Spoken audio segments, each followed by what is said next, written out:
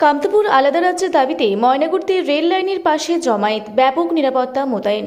কামতাপুরকে আলাদা রাজ্য ঘোষণার দাবি সহ একাধিক দাবিকে সামনে রেখে মঙ্গলবার সকাল থেকে জলপাইগুড়ি জেলার ময়নাগুড়ি ব্লকের বেতগাড়া সংলগ্ন তারারবাড়ি এলাকায় রেল লাইনের পাশে জমায়েত করা শুরু করেছে সংগঠনের নেতৃত্বরা।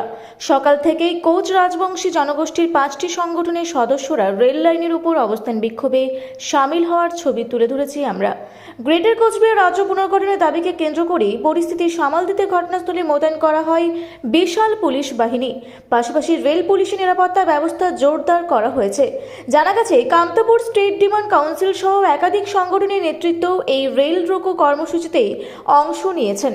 আন্দোলনকারীদের বক্তব্য, উত্তরবঙ্গের জন্য পৃথক রাজ্য গঠন, গ্রেটার কোচবিহার রাজ্যের পুনর্গঠন এবং কোচ রাজবংশী জনগোষ্ঠীর মাতৃভাষাকে জনজাতির মাতৃভাষা হিসেবে সাংবিধানিক স্বীকৃতি দেওয়ার দাবিতে দীর্ঘদিন ধরেই আন্দোলন চলছে।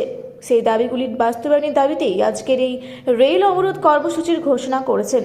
এদিকে আন্দোলনকারীরা অভিযোগ করেন, কেএলওর অধ্যক্ষ তথা কামতারত্ন হিসেবে পরিচিত নেতা জীবন সিং এবং অধ্যক্ষ ডিএল কোচকে ভারত সরকার জঙ্গল এলাকা থেকে নিয়ে এলেও 7 দফা শান্তি আলোচনা সম্পন্ন হওয়ার পর এখনও পর্যন্ত কোনো চূড়ান্ত চুক্তিতে স্বাক্ষর হয়নি। অবিলম্বে শান্তি আলোচনার প্রক্রিয়া সম্পূর্ণ করে জীবন সিংহকে ফিরিয়ে দেওয়ার দাবিও তুলে ধরা হয়েছে এই কর্মসূচিতে।